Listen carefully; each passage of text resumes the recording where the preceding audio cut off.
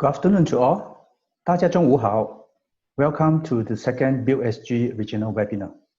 This webinar is an initiative of BuildSG, a national movement by the Building and Construction Authority of Singapore to promote the spirit of collaboration with the private stakeholder to drive industry transformation in the built environment sector. My name is Jeffrey. A little bit of myself. I am the Deputy Group Director, Environmental Sustainability Group of a Building and Construction Authority, Singapore. My group promotes and drives the environmental friendly green building in Singapore. Together today, together with Dr. Lok from Ministry of Health Office for Healthcare Transformation, MOHT, we will be your co-host for today's webinar. We have a registration of close to 600 participants from 18 countries for today's seminar. Most of the participants come from urban planning, architecture, facility manager, contractors, real estate, health promotion, healthcare, etc. Now today, the topic of today's webinar is New Paradigm of Healthcare Design to Meet Changing Needs.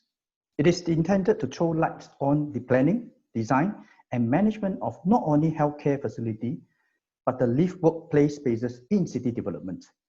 From a business case point of view, there is proof that healthier built environments increase tenant satisfaction, employee productivity, engagement, and retention. We are glad to have 4 distinguished panelists today to address the topic and share their experience with us. They are Architect Daniel Wee, Director, DB Architects. Architect Vivian Mak, Group Director, P&T Group. Architect Theodore Chan, Senior Director, CIAP Architects, and Michael Leong, Director, SAA Architects. Dr. Lok, my co-host today, he is the Clinical Director and Head of Integrated Health Promotion of MOHT. He leads the Integrated Health Promotion Program at MOHT, which aims to pilot initiatives at the prison level to address social environmental determinants and to co-create with the community a new norm to make healthier living easier. Now, some admin matters before we start. Today's program is as shown today. It's as shown. Slide will be in both English and Chinese. There is also a simultaneous Chinese interpretation in another audio channel. Audience can ask questions using the Q&A features of Zoom. Audience can also upvote others' questions at the Q&A chat by clicking the thumbs up icon below the question. With that, I will now hand over to Dr. Lok to start the ball rolling. Dr. Lok, please. Yes, thank you very much, Jeffrey, for the introduction, and I welcome everyone to this webinar. I think it is very important, very timely for us because the environment, whether it's built environment or natural environment, has a great impact on health. What we are finding out is that it influences healthy behaviors and lifestyles. So therefore, urban and building design is very important, not just for hospitals and healthcare facilities, but also for all the spaces in which people work, live, and play. I think in the light of today's situation, and we are all still in the midst of COVID-19, aren't we?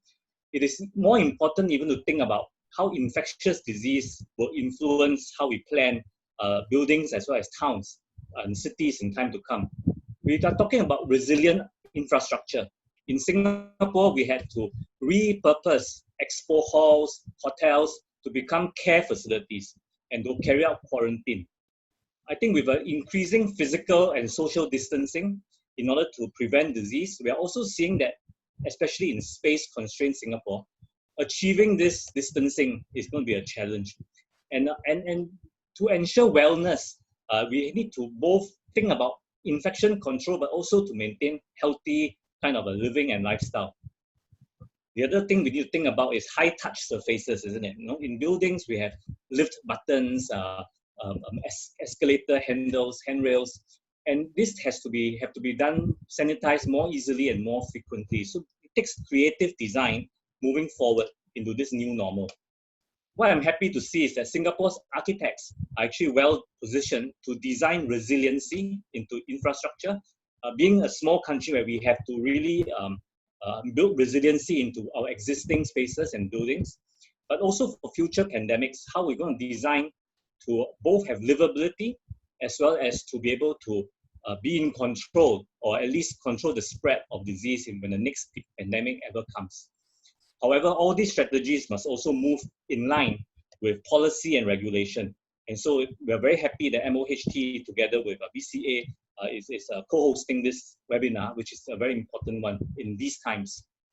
Now, the other trend that will affect all of us and has affected us for years is chronic disease and aging populations.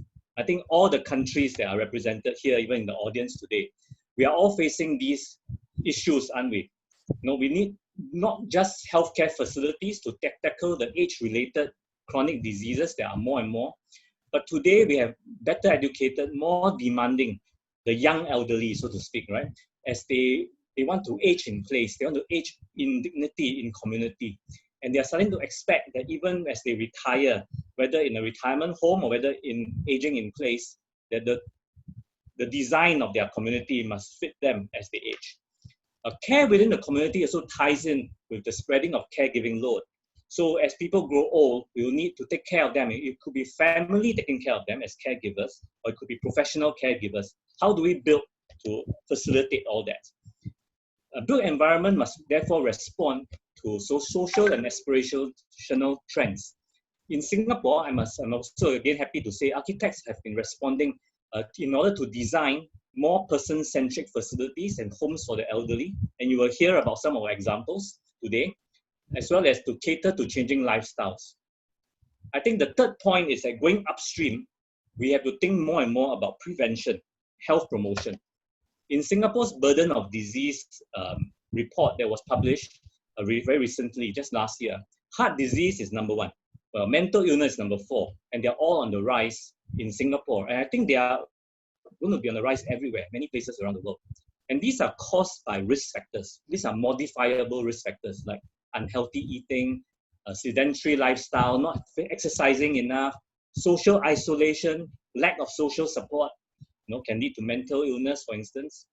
Well, the built environment has been associated, how we build buildings and towns, for instance, has been associated with being able to nudge. So if we can nudge healthy behaviors through the way we design, whether it's making the environment more walkable, or making healthy food more available, or maybe just having more green and blue spaces.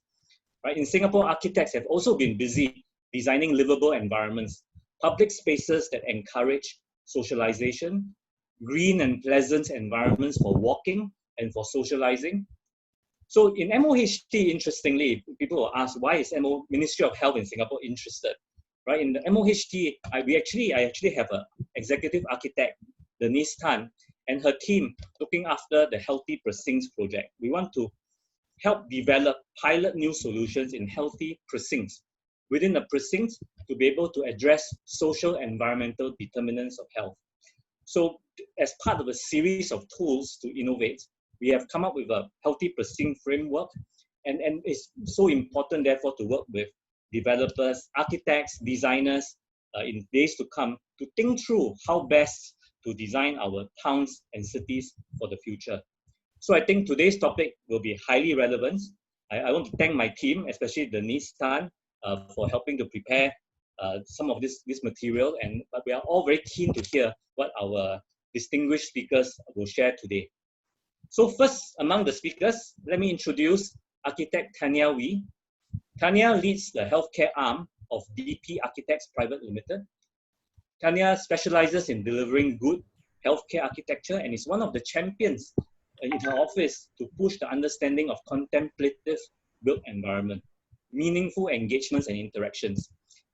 This will contribute definitely positively to the society's collective health as well as wellness. Ms. Tanya believes in social responsibility for healthcare architects to influence by good design both the patient's ability to heal as well as all the staff's employees' well-being. So Ms. Tanya today will present on the topic of reinventing place-based interactions and highlight the importance of social connectedness and how we should approach the design for place-based interaction. I think let's just welcome Tanya to the floor, and thank you very much. Tanya, over to you. Thank you, Jeffrey and Dr. Loh, and thank you, Build SG, for inviting me to share some of my thoughts on the importance of design in ensuring the health and well-being of a society. So I'd like to start with a short introduction to DP Architects. We were founded just 2 years after Singapore's independence in 1967, and the growth of our company mirrors very much the growth of Singapore as a country, including our reach to overseas presence and to becoming one of the top 10 largest architecture firms in the world, with more than 3,000 completed projects worldwide. So now we have since organized ourselves into a few key typology research groups, which allows us to pool resources and knowledge through different teams, projects, and geographical and cultural distances to study some of the universally pressing concerns within the typology, like key dimensions to be considered, or modularity and flexibility in design. We also incubate ideas for testing and find solutions for clients, and these tools are shared across our offices and with our clients in our in-house publication of Design in Print. So we have been very fortunate to have been in healthcare architecture since the 1990s and have been involved in quite a few types of healthcare projects. And many of these projects have also garnered quite a few awards in design, planning, and innovations, which is resultant from the very close collaboration and visions we share with our clients and their operators. So today I want to share a few trends that we see in Singapore in terms of our approach to healthcare and well-being, and perhaps share 2 projects with you on how some of these ideas have been translated into the built form. Okay, we'll start by looking at some of the current disruptors to how we behave. Wearable devices, smartphones, and telemedicine are all not new concepts to us. In fact, our ability to switch to work from home and homeschooling our kids or being quarantined at home has not really been a chore for us as Singaporeans, with many of our choices in online delivery, online shopping, online gym classes, and online free concerts, and even free channels to watch on TV. Now, you must know that Singapore has already started to push telehealth and telemedicine services in the community since 2018. And in 2016, we have started implementing services which basically allows patients to collect drug refills from secured lockers located outside clinics at any time of the day or night. Last year, access to medicine became even more convenient, with major hospitals and polyclinics in Singapore rolling out delivery services for medication. So you really have no reason to get out of your house for anything, except that as human beings, we are inexplicably drawn to other human beings. And there are limitations to technology, especially when it is used to completely displace the human touch. So what is healthcare? Well, the World Health Organization defines healthcare as the maintenance or improvement of health via the prevention, diagnosis, and treatment of illness, injury, disease, and other physical or mental impairments. In essence, healthcare is not just about eradicating diseases or ailments, but is seen as a total life cycle and impacts every aspect of your daily life. In recent years, the continuum of care has now been replaced with the wellness loop, with wellness being seen as more than just the traditional definition of healthcare. Here we start talking about the importance of taking charge of your own health, including our physical, mental, and social well-being. The solution to being well, therefore, cannot be about isolating ourselves because we are afraid of contracting a highly infectious disease. Rather, the solution must be about how we design for social gatherings and social interaction in a safe environment.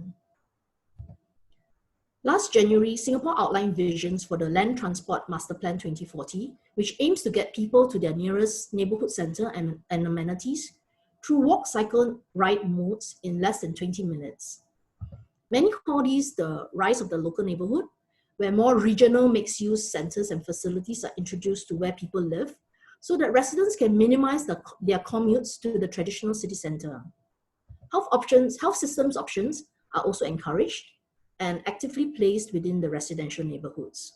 In essence, Singapore has embarked on achieving the goal for every Singaporean to have access to fresh food, dining options, exercise options, access to nature and parks, and primary healthcare services within walking or biking distance of their residents. The implementation of these initiatives has certainly made the impact of COVID less ominous to us as Singaporeans. And I want to share with you 2 projects which I believe are in line with these initiatives. For the first project, I'd like to bring you to the northeastern part of Singapore, to the Sengkang region. Today, Sengkang is the second most populous region in Singapore, housing almost 250,000 residents in 2019.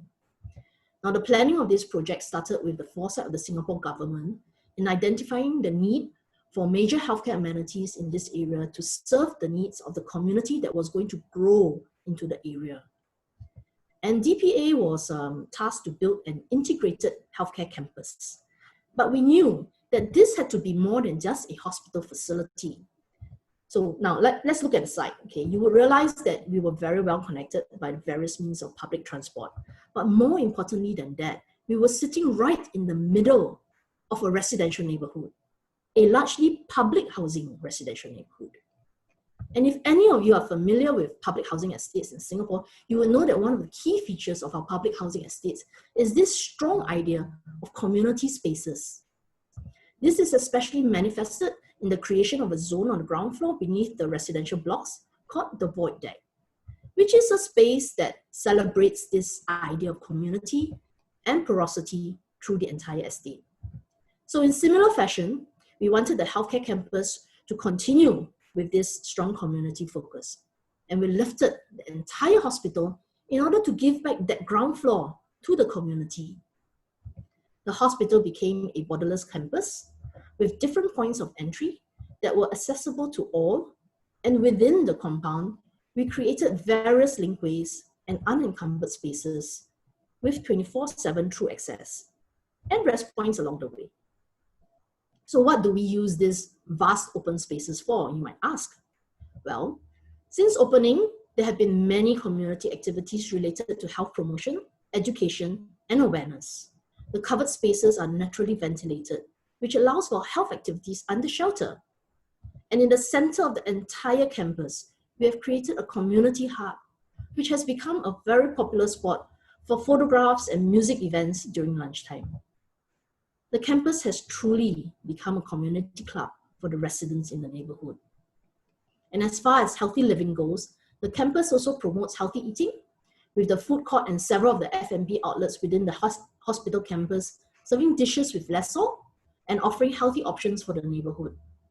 We have also created therapeutic gardens on the roof of the 5th story, which are also designed for communal events and used by staff, patients, and visitors.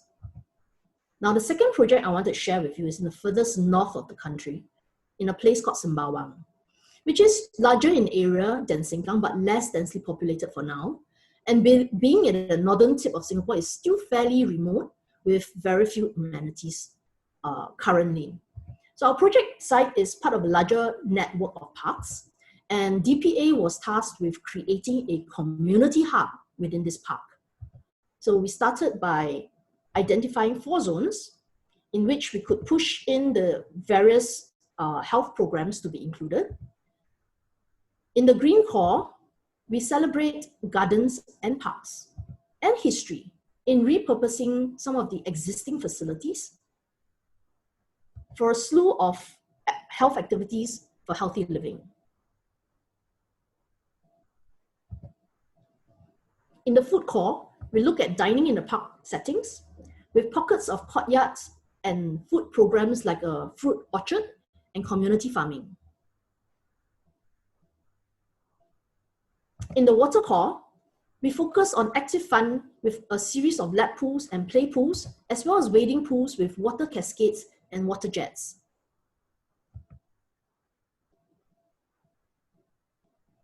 In the health core, we included a series of green and natural settings for different outdoor health activities.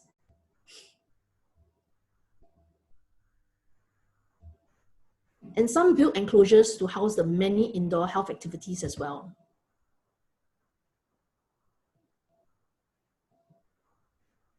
So the primary healthcare facilities on this campus are run by the National Healthcare Group, which is a polyclinic group in Singapore.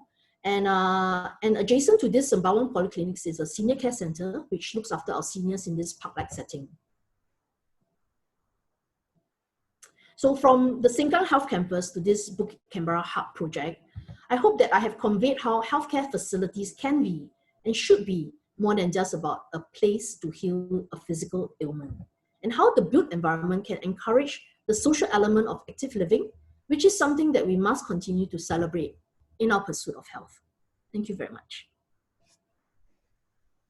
Thank you, Tanya, for giving an overview of the healthcare trend in Singapore and sharing 2 case studies to illustrate the desire that the infrastructure and spatial programming of the medical facility need to be relooked and to incorporate this new technology trend in this age of digitalization. I think you also touch on the design for health and the design for wellness using the Bukit Canberra project covering green, water, food, and health elements. Excellent. Now it is my pleasure to introduce our second panelist, architect Vivian Mak. Vivian is a group director of a P&T Group and has been involved in planning and project execution of hospitals, aged care, institutional, commercial, residential, and industrial building. She has led a team of architects on healthcare projects for over 15 years. Vivian is now based in Hong Kong. Vivian will share on the social aspect of healthcare design, emphasizing the role of social behavior in all avenues of our daily life in fortifying health and how architecture accommodates this growing human aspiration in healthcare design. Vivian, over to you. Good afternoon, and thank you, Jeffrey. I'm Vivian of P&T Group. So welcome all the audience from different countries as well. P&T Group is an office of over 1,600 staff. We just celebrated our 150th anniversary last year. So we have our office in Singapore, but I happen to be stationed in Hong Kong. So I'll be introducing to you our observations during this unusual time with some examples of our projects in Hong Kong as well. We are seeing that the design of healthcare facilities has never been a matter of just the hardware alone. There's the software of social aspects that would inform the performance of a facility, such as the patient's experience, the visitor's satisfaction, clinical safety, and staff efficiency. So as the pandemic strikes the world and awakes everyone to the vulnerability of immunity, it has become evident that social behavior itself plays a crucial role in fortifying health. We also see that the battlefield extends to every venue of daily life. So we should look at the social aspect in our design. It happens from the individual to the local community, to cities, and to national level. We are also seeing that in this year, there has been an unprecedented religious robustness of hygiene practice all around the world.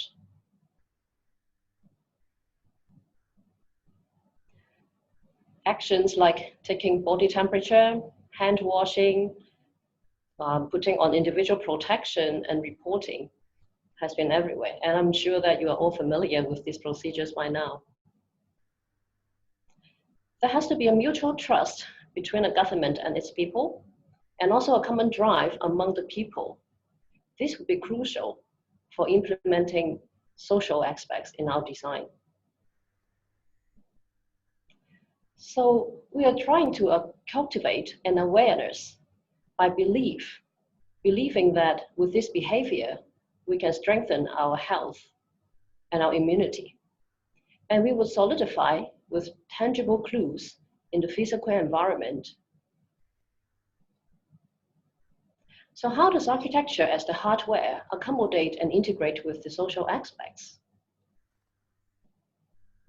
We are seeing more and more interventions like this picture, living and working pods,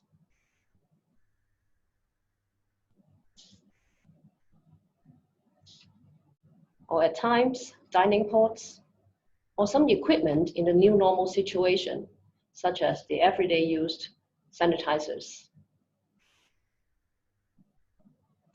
Are these individual interventions all that we need? And what is the role of healthcare architecture? So we look at the spectrum of works. I will take the example of what P&T does. We do healthcare architecture, but we also do a lot of other kinds of architecture, from institutional, educational use to mixed use, master planning, commercial, residential and retail, and hospitality projects. We do architecture, structure, and M&E as well, building services. So how do we bring healthcare into our design for all these types of building? Can we change healthcare design to health caring design?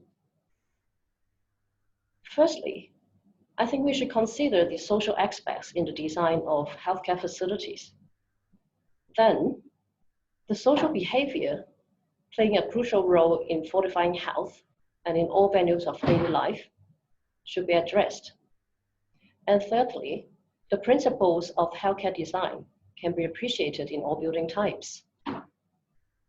These are our clients of the healthcare projects and healthcare works in Singapore, in Hong Kong, and in the Middle East.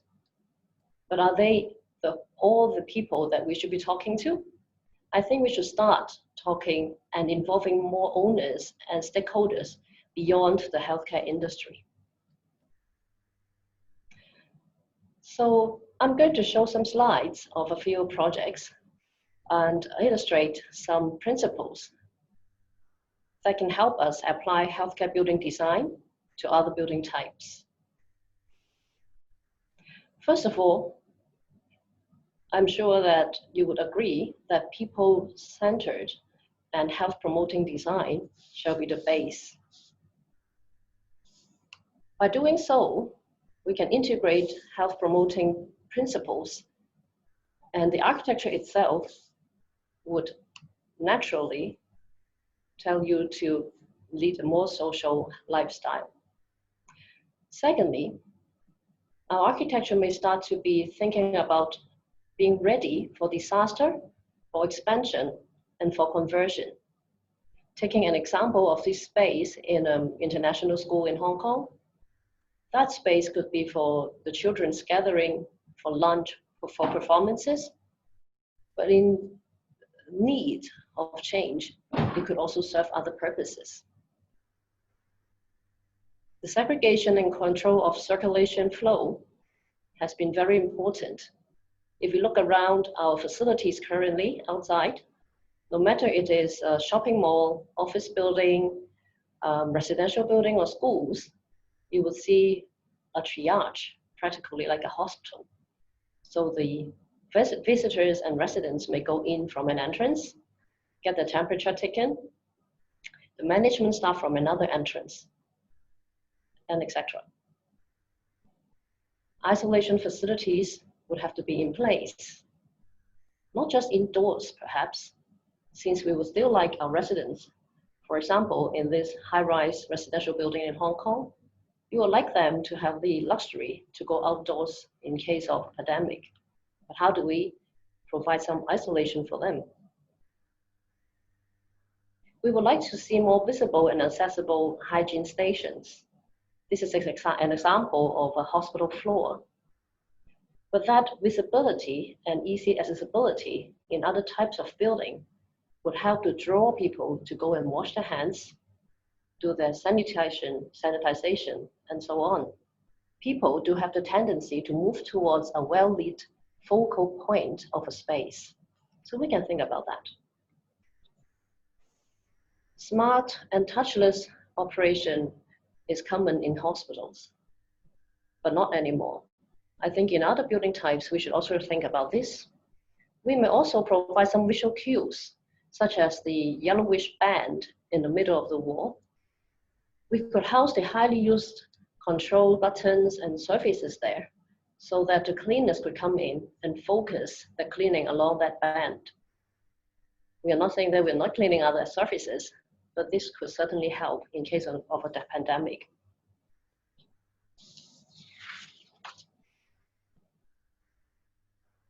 Infection control protocols could extend to all types of buildings. I'm taking a school classroom, for example. If my son goes in, he would know that at the edge of that colorful carpet, he would take off his shoes and then get into the carpet for a shoeless area. Perhaps in the coming days, we may have to face more of these situations.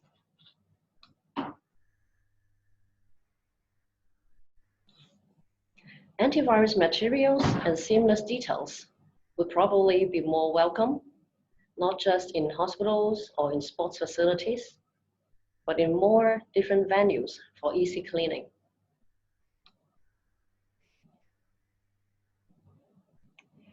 Directional airflow and indoors air quality has always been important, and its importance would definitely rise further.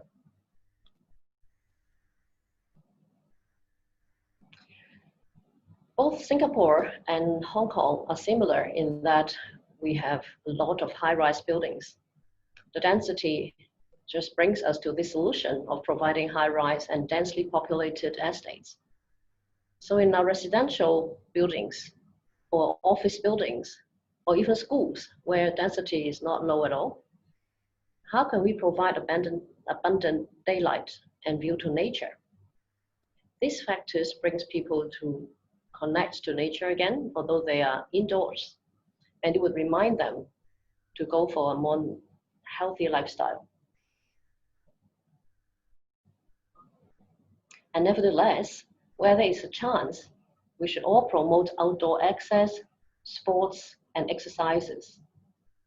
So let's capture all the outdoor access for sunlight and fresh air. So the way forward, we feel that there are lessons learned to meet our changing needs in future.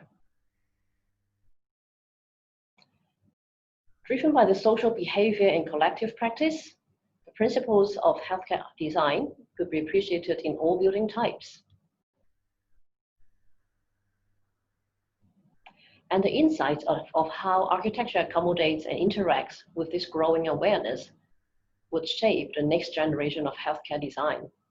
We would wish that healthcare design could be more broadly defined as health caring design. Thank you very much. Thank you very much, Vivian. I think that was excellent. Such an interesting idea about the social aspect and health caring design, isn't it? When we are talking about people-centric health promoting design principles, I think these are so transferable between healthcare facility and into residential, commercial, and so on and so forth. Especially in Singapore and elsewhere, where transformation in healthcare, and MOHT talks about transformation, is about moving beyond hospitals into community, beyond healthcare to health and promotion. Right. So thank you very much, Vivian. Next, I'd like to introduce architect Theodore Chan. Theodore is the senior director at CIAP Architects Private Limited, where he was instrumental in the design and implementation team of several award-winning healthcare projects like Mount Elizabeth Novena Hospital, NUHS Medical Center, and Yishun ComHos. In 2019, he was also the finalist at the World Architecture Festival in Amsterdam and the recipient of the Green Architect Award 2019, jointly presented by Singapore Green Building Council as well as the BCA. So Theodore today will be sharing with us the future of built environment healthcare facilities, and will share his views on what's in store for the built environment sector in the post-pandemic Singapore and practical suggestions for how architects and builders can improve on the design and construction of healthcare facilities for better response to future pandemics. Over to you, Theodore. Yeah, thank you, Lok, for that introduction. So just a bit about the company that I work for. Okay, in Singapore, we are actually one of the firms in Singapore. I would say one of the few firms who specialize in healthcare development, and we've had the opportunity of developing and designing a lot of the key healthcare facilities, especially the private ones as well. So one of our more famous ones is the Mount Elizabeth Novena Hospital, which is probably the most the leading private medical hospital in Singapore as well. So in the region, we have done hospitals in India, in Brunei, and some medical centers in China and Vietnam as well. So we also do some master plan. In fact, the Singapore General Hospital Outram campus was actually done by us, and on that site we have actually completed the Outram Community Hospital, and ongoing is the Singapore's first cancer center that will be there as well.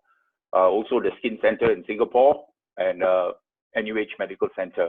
And myself, I will be using this Yishun Community Hospital as the vehicle to explain some of our ideas of how the pandemic response can be tackled. Some of our clientele list, you can see that they are all regional big players in healthcare. So we are actually familiar with dealing with all the various specialists and the healthcare groups, serving their needs in all their various modes of care. Okay, so the main thing here I want to say at this slide is that our role as architects now will have to expand actually beyond the built environment. We're not just healers anymore. It has to be a very holistic kind of concern that we're thinking about. So there's not only just sustainability and climatic response, but also economies of construction, productivity, buildability, design for safety, universal access, maintainability, and the list goes on. So at the end of the day, I think simply put, you have to make the environment better after your building is completed. That is one, I think, one of the key responsibilities of architects in future, and especially in this kind of pandemic state. So yes, a sublime form, a beautiful form is important, right? At the same time, I think more important is the use of technology and to be evidence-based that the building that you put on can be scientifically proven to improve the environment.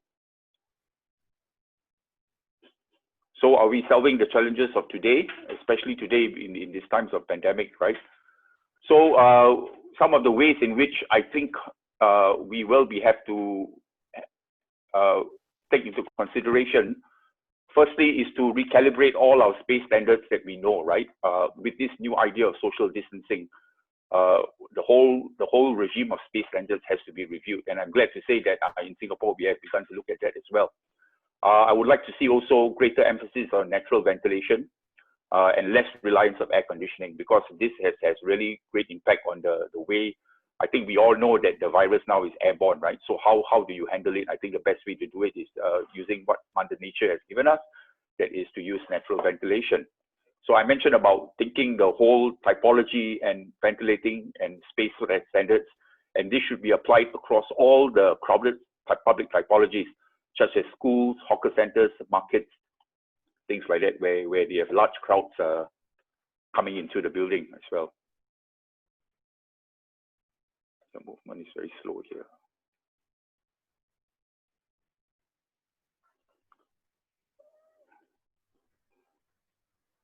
So we need to rethink the use as well, right? We had a situation in Singapore where they have medical clinics right into the shopping malls.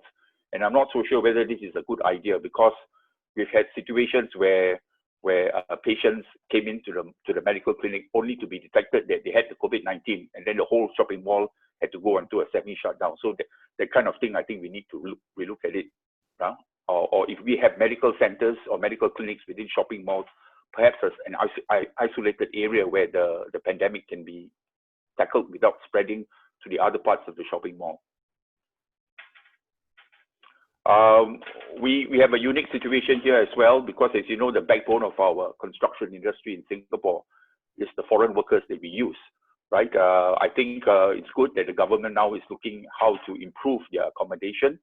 And more than that, I think at the end of the day, in fact, every country around the world should be looking in improving the conditions. At the same time, less reliance on workers, right? So the call for automation in the construction industry is very important today, right? So automation in the construction industry, the technology is there. in Singapore, we have begun to do it, although not in a big way, but I hope that we'll be able to push it in a way that at the end of the day, the buildings are assembled on site rather than constructed. And the whole idea is that you win off cheap labor. At the same time, you can make the industry more attractive to the young people, and therefore rely on your local people to actually work in the construction industry. And of course, give them a better paying jobs and better life as well. Right? So the idea of manufacturing for assembly, design for assembly is very much akin to the automobile industry, right? So I see a day coming where building components are being designed and manufactured in the factories, and they are brought into the site and assembled rather than built. So this will cut down construction time. It will involve a lot of automation, and at the same time, I think it will level up the whole professional industry, right? Where you have an architectural mind working on every step and every level of the construction chain. So the example I like to use is, of course, the car. The car can be broken down into 1,000 parts, similar like buildings, right? So all these parts, they are manufactured off-site and they are brought in, assembled. And if periodically the design of these parts can change, the building design overall can also evolve, as been shown in the automobile industry as well. I'm glad to say that in Singapore, we have begun this thing about building automation and prefabricated construction, where building blocks are being designed and fabricated in big volumes and assembled on site. So I see a push towards this very much also in the healthcare industry, in the way buildings are built. And we have the technology. You can see here we have a 3D printer building a building component, right? And really, I think the software will just get more and more advanced, such that you can print any shape and any kind of component you want off-site, bring it to the site, assemble it, and you have a competent building that uses less labor, right? Yeah. So in the Singapore speak, it's called the integrated digital delivery, where we all know that right now digitization has been very much big in the forefront of all architects already, right? So imagine a day where you actually design your component, nothing on paper, and when you finish designing it, you just hit the button, it gets transferred over to the fabrication site, right? At the fabrication site, robots are manufacturing this component. When the component is completed, it is transported again by a vehicle, possibly an electric vehicle or an autonomous vehicle, and it is assembled using drones and robot-operated cranes. And the digital information can be transferred down to the life cycle of maintaining the building as well. So this thing, integrated digital delivery, I'm very glad that the Building Construction Authority is pushing for it, right? So now more than ever is a time that we should really make efforts into going this direction. So also some thoughts on what will the future of city expansion be like, right? There's some talk of some cities trying to live subterraneanly, that's to go underground. I'm not so sure that that's a good idea. I think we need to relook at that, because I can't imagine a pandemic situation happening underground where all the ventilation is mechanized and no natural ventilation. Perhaps the idea of floating cities would be something more suitable to the Singapore context, because as you know, we're an island and we have lots of water and coastline around us. It's not new. People have done it in the past, and even in technologies for oil drilling, this can be easily adapted to form cities. And we have some interest from Japanese contractors coming to Singapore telling us that, yeah, they would like to test bed certain ideas here. And I really welcome such ideas, because I think this is the way to expand the city rather than go underground, right? So there have been lots of research going on how it can look like. So very promising and very exciting times as well. So I would just like to take you to a project that I completed recently, where I find that some of the ideas really can be used in controlling the pandemic and how to respond to the pandemic. Right. The most important thing, I think, in a hospital is to have a flexible staging area. Whether it is a front field in front of the hospital, or whether it is elevated and the whole ground floor becomes a communal facility at times when it is not being used. And in a pandemic time, that will become the pandemic response area, right? It's been applied quite successfully by many architects in Singapore, and this is something which I think should become the norm rather than something innovative. So the hospital in question, Yishun Community Hospital, we've had the pleasure of working with this very talented bunch of consultants here, and it actually was inspired by the Kampong House, right? Tropical architecture in the Kampong House, where all the living areas are actually elevated. The ground floor is more like the communal space, right? And all the communal activities can take place at the bottom. So this was the inspiration towards our building. So this was the concept diagram that we developed based on the tropical modern equatorial village, greenery pervading through the entire complex and ventilation as well. So this is the site plan of the hospital. Our hospital is on the left here. We built next to Khoo Teck Puat Hospital, which is quite a good hospital done by one of our colleagues from another firm, right? But we carried on the idea and we brought the whole idea of the lake, the pond, through both hospitals and culminating into our community hospital. So you can see that there's actually a field in front here. I hope that given the pandemic, perhaps the authorities can look into how the field can be used as a staging area as well. So this is the concept diagram showing how the greenery is brought in. So very quickly, I'm running through the slides here. A diagram of what the overall concept looked like from the aerial view, right? So the pandemic response area, I'm talking about the front field and the lifting of the void area, right? So such spaces can actually be occupied by this kind of pandemic response architecture, which is developed by some Italian architects, Carlo Ratti and Italo Rota. I think there's a very interesting ideas here where they had these bio-containment containers, which are built and they're housed off-site, and when there's a pandemic, they'll bring it and assemble it quickly in the staging area. So some of their push in their ideas, I think that's very interesting. Perhaps architects in Singapore also can look into ideas like this. Good to import and use the idea of classical tropical architecture into the building as well. So you can see the overall view, intuitive wayfinding, and the lifting up of the blocks to allow ventilation and flexible pandemic response spaces. So lots of greenery being infused. First impressions to a hospital is very important. You want to come to the hospital, you want to feel that you are being cared for and you will get well. And it is shown that the more infused greenery and the more ventilation you have, you are likely to recover faster, right? So large open spaces at the ground floor, very important, right? So another example, another angle here, because there will be lots of crowds coming in during pandemic time and they have to control the situation here. Simple use of greenery to beautify the place, open natural ventilated spaces. Greenery that even pervades down into the basement car park as well. And here you have a picture of the courtyard, very much green, very much naturally ventilated, right? I think this is the kind of architecture that we're talking about that can respond to the pandemic.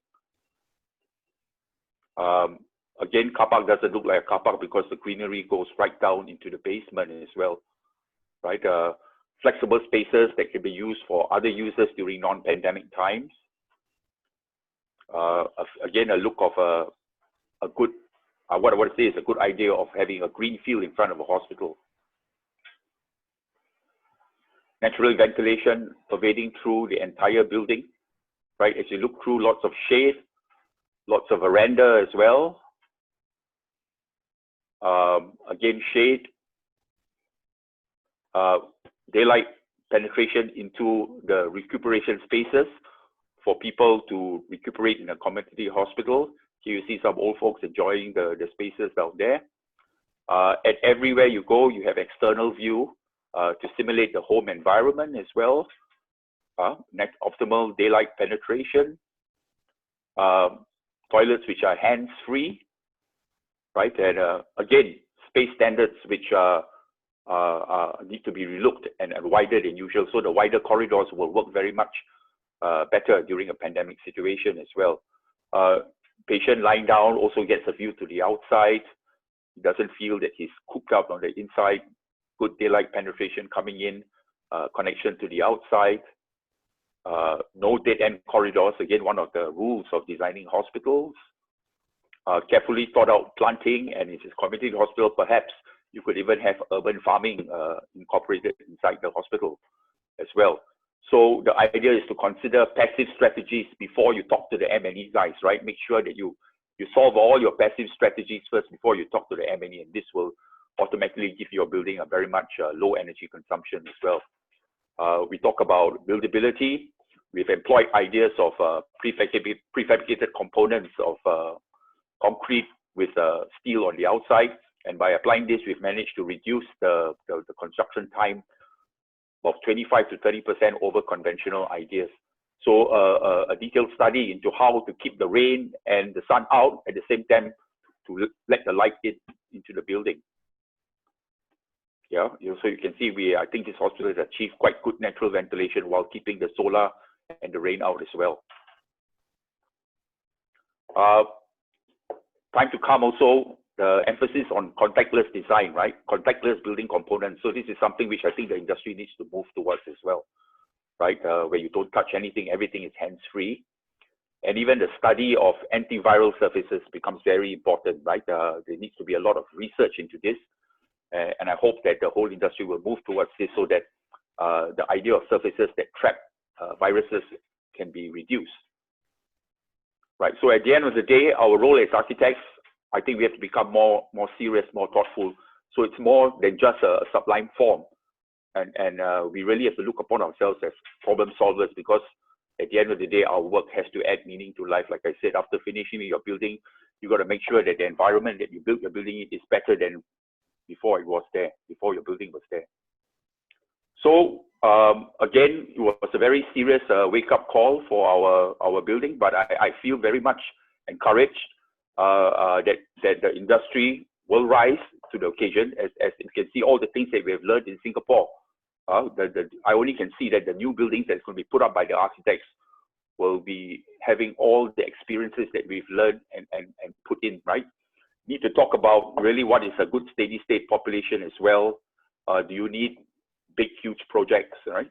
So it's very challenging and difficult times ahead. But at the same time, I think because of the pandemic response architecture, because of this drive towards automation, the role of architects is ever more relevant. So thank you very much. Thank you, Theodore, for the presentation. Thank you, Theodore, for your presentation. I like the way you position architects as the healer of the built environment. In fact, beyond as a healer of the built environment, to look into more area of scope, such as the buildability and the productivity.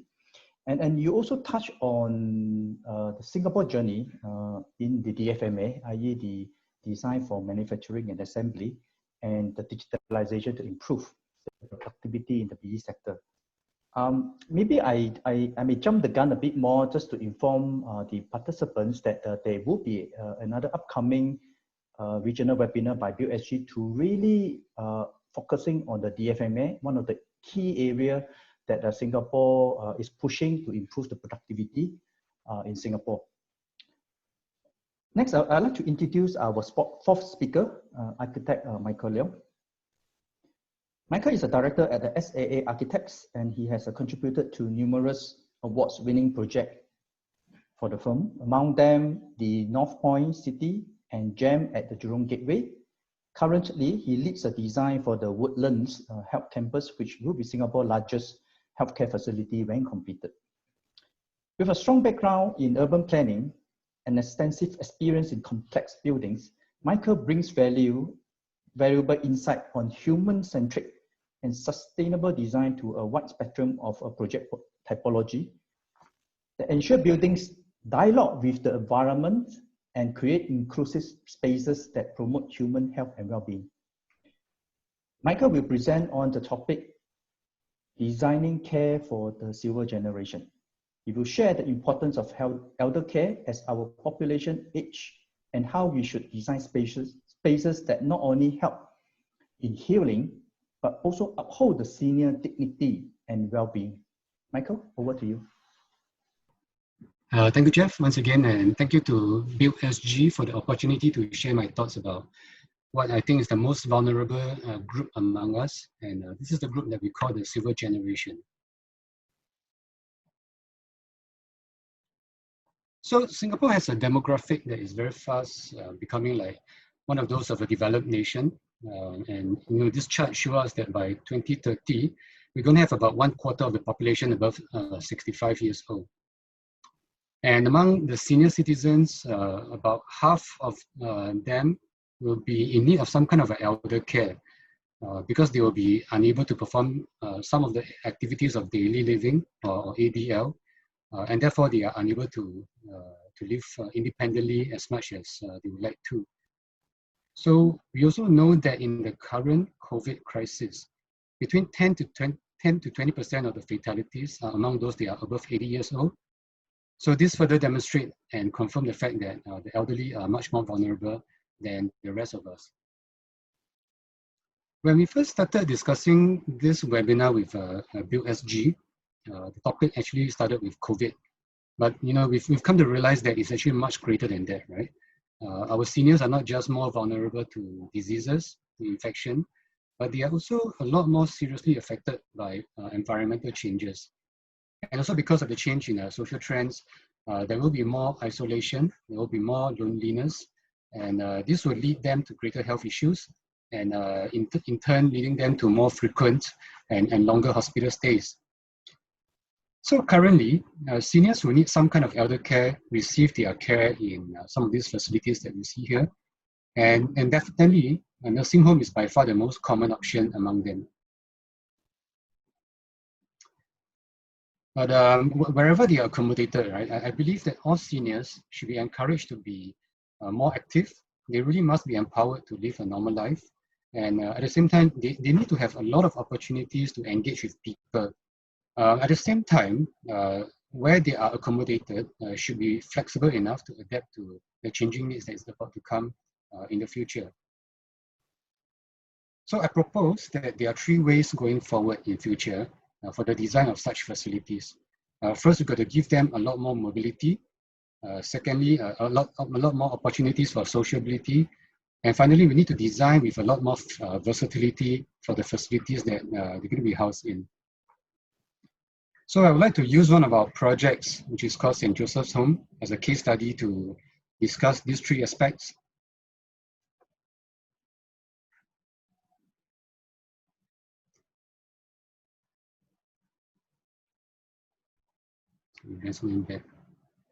Okay, so we have the opportunity to conceptualize this design because it is very much in line with the ethos of an operator.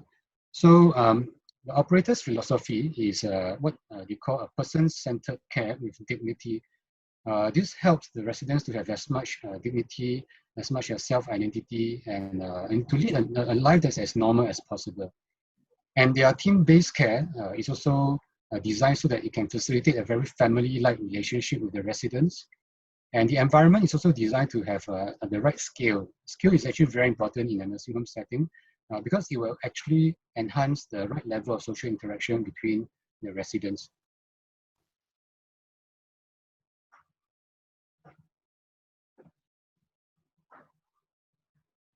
Okay, and we started by laying the rooms out like village houses, or what we call kampong houses in Singapore. So these are loosely arranged around communal spaces so that the houses can share a communal living area around them.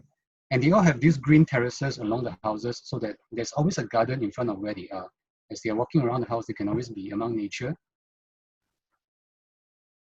And the family units are laid on this L-shaped floor. And we wrap this building around a common garden, which is surrounding a chapel in the middle. And there is also a childcare center, which is a very important element of the nursing home.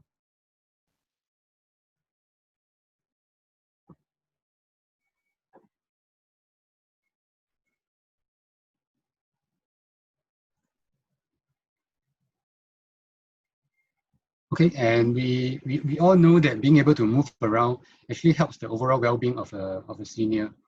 And the converse is also true in that when a senior actually loses mobility, health will also deteriorate. So we wanted to see if it's possible that no matter which floor that you are on, slides are a bit slow. Okay, no matter which floor that you are on, there is always a continuous garden path that wraps around the houses. So this will encourage the residents to take on more strolls and stay active. So the nursing home goes up to level 6, but this circular path actually also follows every floor. So no matter which floor you're on, you can always stroll around the house infinitely, so to speak. And this encourages the residents to take more strolls and to stay active no matter where they are in.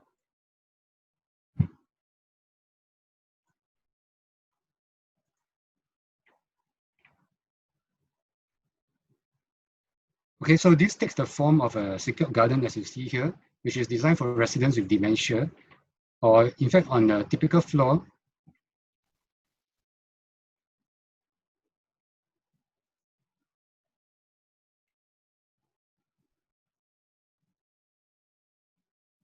Okay, so this is the view of a typical floor where the garden path also has very good visual connections to the common grounds, and they can be used for rehab purposes also.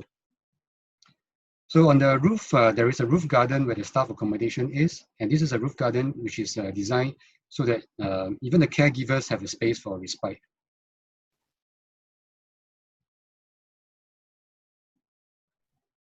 And overall, we have gardens on all floors to cater to all kinds of weather conditions. So this maximizes the opportunity for the seniors to be active, no matter which floor they are in, and no matter what kind of a weather condition is happening at that time. So sociability is another very important aspect which is required for us to build up resilience, and it's very important for us to keep them engaged and healthy. So we should also maximize the opportunity for interacting with people. And this kampong house concept actually allows a whole spectrum of social spaces. And there are many spaces that seem to be accidental in nature, but actually they are very good for having a natural, very natural encounters with people. And overall, there are various types of social spaces that can enhance the awareness of one another. As you can see across this section, the chapel is actually a very historical focal point that some of the residents will also have come to know for a long time. So we also wanted to make sure that it is very visible to the residents. Okay, and on every floor, the communal living rooms, actually they all get a view of the chapel. As you can see from this picture. So the living rooms are all very well lit and well ventilated.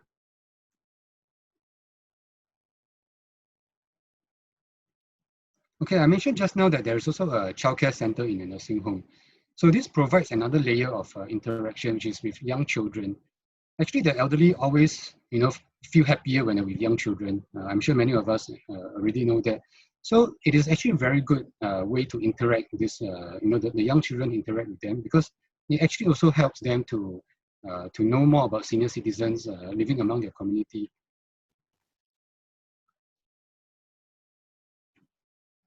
Okay, and we also found that actually it's very important to have spaces that we can integrate into the nursing home, so that we make it very welcoming and inviting for volunteers to come to this nursing home, to be able to organize activities with them, so that the residents can actually interact with people, not just within the home, but also from society outside. Versatility. So this is another key attribute that helps us to respond to future changing needs. Healthcare needs will definitely change from time to time, as we know, and therefore it is very important for us to plan for redundancy and for flexibility. Okay, so each of these kampong house is actually a modular room, and they are able to house about 6 to 8 beds, and they are all placed in this freeform garden, so that there's always greenery and common space around the kampong house. Okay, so this is the interior view of a modular room. It's got a flexible layout, can accommodate 6 to 8 residents, and we can bring in furniture as and when the need arises in order to really adjust the number of residents in each room.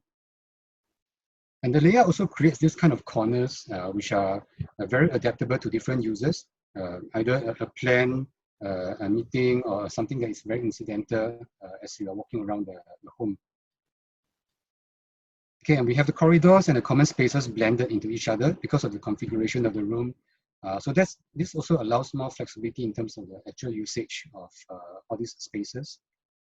Nurse stations are also using the dining tables in the living area instead of a permanent nurse station counter. So this also helps to blend in the nurses, the caregivers into the daily activities of the residents. So the modular house unit allows for a very good level of flexibility. On level one of the modules is used as an assisted living facility for residents who are more mobile and high functioning. And this is integrated with nursing home so that they can, sometimes they can share facilities, they can share the care services if need be. So I would like to take the opportunity to talk a little bit about assisted living facilities. One of the things that we should really think about for future generations of seniors is this spectrum that all seniors fall in, from those who are very independent to those who really have a need for a nursing home. And before we admit somebody into a nursing home, you must really consider the possibility of somebody going for an assisted living facility or ALF first. Because nursing home may still have some kind of a limitation in terms of the physical environment. ALF is really a model of care that has a very high level of mobility, sociability, and versatility. So that's something really very important for us to consider. Currently, these are the main options available for elder care in Singapore. So as you can see, there's definitely a lot of room for more assisted living to be introduced before we admit a senior into a nursing home. In an ALF, because of the generally lower density, there's always a higher tendency for common spaces in the ALF, and therefore they can actually enjoy more landscape and garden spaces. And sociability is one of the greatest benefits of ALF, as well as the ability to use them in a very versatile way, either in a landed home setting or in a HDB public housing setting. There's a good practice guide that those of you who are interested in ALF can refer to. This is done by the Assisted Living Facilities Association. So I just want to wrap up by, again, reiterating the fact that moving forward, how we should design for our elder care facilities really need to emphasize on these 3 key points, allowing for more mobility, allowing for more sociability, and really designing for greater versatility. Thank you very much. Right. Thank you very much, Michael. I mean, I like the point on versatility, promoting mobility, sociability, and then integrating all of them together, right, for this silver generation. And like it or not, we are all growing older and living in aging populations. Yeah. So to sum up, I think we have heard from Tanya on reinventing place-based interactions, from Vivian, the social aspects of healthcare design, from Theodore, the future of built environment, healthcare facilities, as well as from Michael, on designing care for the silver generation. I think with the time, just watching the time, we want to go into Q&A now. And I'd like to encourage all our listeners from everywhere around the world to go into the Q&A button and put in your questions if you have any for any of our panelists. But while we are waiting for you to come in, maybe we should start the question. We've got a question here actually from one of our listeners about how do we, the experience of our panelists, I think that's very important in building innovation, in how do you, many aspects of healthy living, right, in community and social especially, outside of hospital, may still have guidance from policy, guidelines, regulations, and this may be different from place to place. I'd like to ask our architects here, in your firm's kind of experience, especially in Singapore and then in overseas, what are some of the examples you have in terms of innovating to create healthier environments? Whether it's innovating with new ideas or integrating technology, and we've heard a bit of technology, maybe a quick idea, whether Singapore or somewhere you've actually done this. How would you create an innovative environment so that innovations can be plugged in and done? Yeah, can I answer that question first? Sure. Yeah, I think I would like to say that looking at hospitals overseas and Singapore and all this, one very unique character of the Singapore hospital is that the hospital is now no more looked upon as a place just to get well or just to visit when you're sick, you know. It becomes almost like a social hub, really, as can be shown from the Yishun Community Hospital, as been shown from Sengkang Hospital. And I think, Mike, you're doing the one at Woodlands, right? I believe you have a very high social content there as well. Yeah, so this is something which is very unique to the hospital identity in Singapore. And you ask me why we did this is because we have a space constraint. We don't have the luxury of having a building that's just for a single purpose. Every building that we build has to have a duality in purpose. And this has forced us into this, if you like, a corner, right? And because of this push, I think we have developed this typology. And to me, that would be one of the great innovations of a Singapore hospital, right? The idea. And of course, the other one being the climate, right? We have no choice. We have this thing called subsidized wards, where they're actually for patients who are subsidized more for their healthcare, and they're all naturally ventilated. And it so happens that a naturally ventilated space is much better to handle a pandemic situation, right? So whether you call it an accident or whatever, but I think in a way we were somewhat prepared for it, right? And from there, I think we can only get better by fine-tuning our designs. I'd just like to echo what Theodore said. So it's very true that sometimes creativity arises out of limitation, right? And in our case, we are always facing limitation in all kinds of ways. And the hospital that we are working on now in Woodlands is actually an interesting example. In terms of the way that the land zoning is done, we have right next to us a piece of land that has been zoned as a public park under MParks. But right at the beginning of the project, we were actually able to talk to the authorities to ask, hey, you know, is it possible that we don't just draw a straight line in between the two plots of land? Is it possible that we actually intertwine the two of them so that we can pull part of the park land into the hospital land?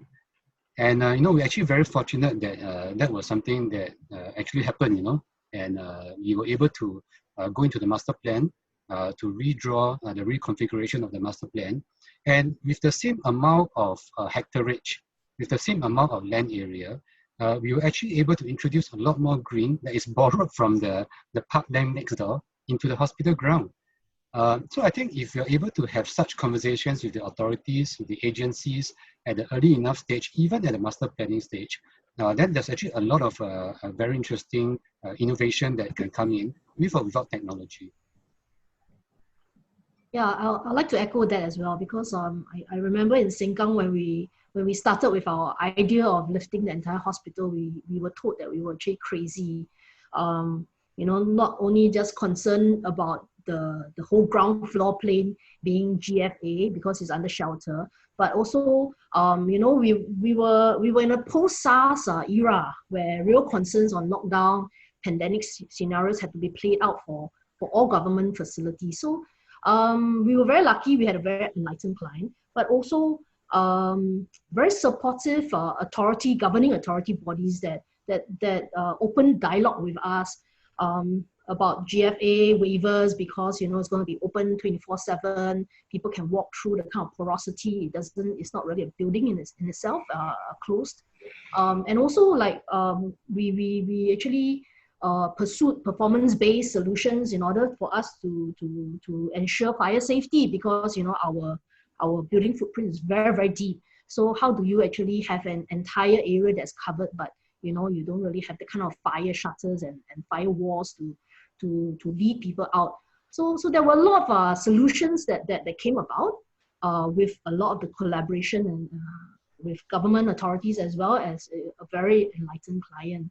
And I think that there will always be some policy or regulation that is currently has currently outlived its effectiveness or relevance at any point in time. And it is for us to encourage a review of this in order to plan for a future tomorrow. And if you're talking about technology, I think Singapore is quite advanced in terms of infusing a lot of the technology into our healthcare projects. For example, I think all my colleagues here would also testify that, you know, we've been talking about smart weight. These are concepts that are not concepts anymore. These are real. We're using, you know, like what I said, the secured lockers for medication, and telehealth, telemedicine is been on the market for a while and it's taken up a lot of traction during this COVID pandemic. So using of automation in our hospitals to move robotics and AI to move logistics and goods and supplies, these are all commonplace to us now. So a lot of this stuff is also born out of our need to reduce manual labor, because like what Theodore said, you know, we have certain constraints that we need to find solutions to. And I think this innovation is something that is very human nature to us as humans in any country, any culture. Is really what constraints you think you are living with and what visions you want to reach. And there's always that sort of connection of how then you can find a way around it to make it a better tomorrow. I happen to be stationed in Hong Kong, so if I may share some observations as well. I really miss the hospitals in Singapore because of the that vast greenery we could have in Singapore. In Hong Kong, the management mentality is quite different. So in terms of putting in this kind of, you know, naturally ventilated areas and a lot of greenery, we often encounter challenges, and usually the client wins. So so there are a few things that we can see happening in Hong Kong. First of all, the community don't go to the hospitals, but it seems that the government is trying to promote the healthcare service going into the community. So there are more and more community health centers. Usually they are multi-purpose. We have a project where we have the elderly health assessment center in the lowest floor, and then the elderly home in the middle, and then a child assessment center at the top. So that could be a multi-purpose kind of a mid-rise building solution for the hospital care to come to the community. So traditionally, they don't quite welcome the community going into the hospitals for, you know, social activities like what we have in Sengkang, for example. And then the other thing is, in a private hospital job I had in Hong Kong, we had the community objecting the hospital project because the new tower would be obstructing their view. So in order to calm them down, at the end, we came up with a very good solution, I think. Is a gift to the project. We inserted a sky garden. So at that instinct, we managed to put in a garden because the community wanted it. So the hospital agreed.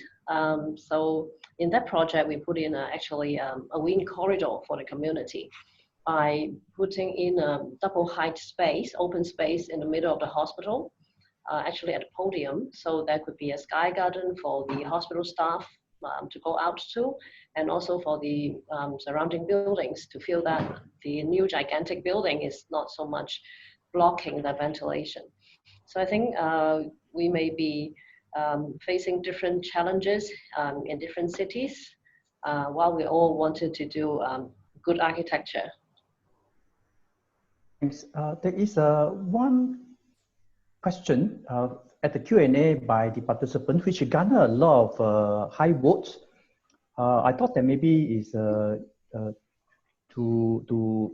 look into the questions. The question actually from a Colin, he said that, you know, the sharing by the panelists of the project were all done pre-COVID. So whether I suppose that the question is that are the design or the hospital that we have done pre-COVID, are they resilient enough to take on this new pandemic that we are facing now? And if not, what are the newer concepts that the designer can really start looking into to really deal with this? And I suppose that this is also related to the question Dr. Look asked, the first question about guideline, about regulation, about policy. There are new policy, new guideline, new regulation are being developed to deal with this new situation that we are facing. but I think the question is how resilient are we of the hospital that we design today that are able to meet these new challenges? Can I maybe I just kick off this question? Because Sengkang was completed, I think we opened in 2018, 2019, right? Fully open 2019. So we are quite one of the younger hospitals in terms of being an acute hospital. When we started the project in 2012, I remember that this was post-SARS. Okay, this is a post-SARS era, and we didn't have many people that we could talk to about how to deal with a pandemic situation and what kind of design elements we should be thinking about. Of course, through the course of the conversations, we put in a lot of flexibility, a lot of modularity, which I think is commonplace in all of the Singapore government projects now, as well as future-proofing spaces that can be converted to when the need arises. So I think Sengkang was one of those projects that is post-SARS. So COVID is not that much different in a sense. It is also a coronavirus, and of course the mortality rate is a bit different, and the strain is very different also, and that's why we have a bit of a prolonged pandemic now. But the concepts that we were playing with or toying with and implementing are very similar. The ideas of lockdown, of how you have points of control for contact tracing, how we are able to build in flexibility into our design to convert wards from multi-bed wards to single-bed wards to isolation beds. These were all considered, and I'm sure Woodlands was also part of, has all of these considerations built into your design. We also have areas that could be converted for tentage, like what Theodore mentioned, for pandemic areas that are outside of the hospital, so that you can kind of contain the situation at the entrance before they come in. So these are all concepts that have already been worked through in a lot of the hospitals because we went through SARS, which if you look at other countries, especially the Western countries, they may not have considered so robustly as we did. If you're talking about post-COVID, well, I think the one thing that we tried to address but may need a bit more work on is also the psychological stress. I think that's why we also created a lot of gardens, a lot of staff areas that, you know, you kind of can break out into and away from the kind of hustle and bustle of what the work situation is. But we don't have enough contemplative spaces, I feel, which is something that I would like to see more of, really taking care of our staff's well-being and psychological health. Yeah, that's my take. Yeah, so for me, apart from all those items that Tanya has mentioned, so again, I would like to reiterate the idea of an interstitial space around the hospital, sort of like a buffer, is very important to me. I mean, it is also good because it gives you greenery and the hospital just looks better as well, right? And then in times of pandemic, you can respond, you have a space to respond. The other thing that I think we need to push more is this thing about the natural ventilation. Not enough research has gone into what is the best kind of facade that you have to allow natural ventilation coming in, at the same time keep the rain and heat out, right? So the idea is that firstly, we have to acknowledge that we need to have more sublime natural ventilation in our hospitals. Then the question is, for us architects, how do we design the facade to achieve this, right? We have a very peculiar problem also because periodically we have the haze coming in from Indonesia, right? I don't know whether that will stop or not, but if that stops, okay, fine. But when you got haze coming in, that is a difficult situation again. So I think we need to pull our brains together to actually, because although we have the technology, but we have already like sort of done our own studies, but if we can come together as a community, architectural community, to solve this facade to allow good natural ventilation, at the same time keep the rain and heat out, that would be a very simple but very effective contribution that we can make to our construction industry in Singapore. Yeah, I also agree that convertibility is important, that spaces can be converted for different use in case of a pandemic, such as temporary staff accommodation because the staff want to self-quarantine and they don't want to go home, for example.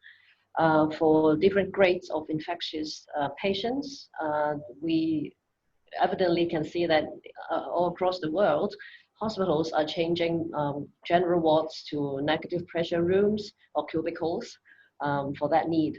And the general patients are moved out to gymnasiums and conference centers and so on. So maybe it's not just the hospitals, it's also the readiness of those multi-purpose spaces which are not used in case of a pandemic. In Hong Kong, since we are doing high-rise new hospitals, one of the concepts is a sky lobby. So we would like to segregate the visitors as much as possible, like visitors to the inpatient towers away from the outpatients and also away from the staff. So in some of our new hospitals, we have a sky lobby for the inpatient visitors where they get a shuttle up to that lobby and then they go to the inpatient towers. So that kind of a facility perhaps could be a venue for a temporary use, such as staff accommodation, like what I mentioned, and also the sudden influx and enlargement of storage area for PPE, because we usually store, say, for example, a month's PPE. It could now be threefold. So you need space for all these as well. So I think some of this can be considered. The other thing may be more psychological, since we can't provide in-person visits for the families anymore. So how can we enhance the virtual family visits so that the family from their homes or on their mobile device can get to their relatives who are sick in the hospitals? And that may also ease some problems right now we are facing. It's actually interesting that as I was listening to Tanya, Theodore, and Vivian sharing, I realized that a lot of us are speaking the same language. You know, if you have done a couple of hospitals, especially in Singapore, if you have worked with MOH, you know, before, I think we all know what are the kind of haze control rooms, the kind of national emergency crisis flow that we need to plan for, the staging area.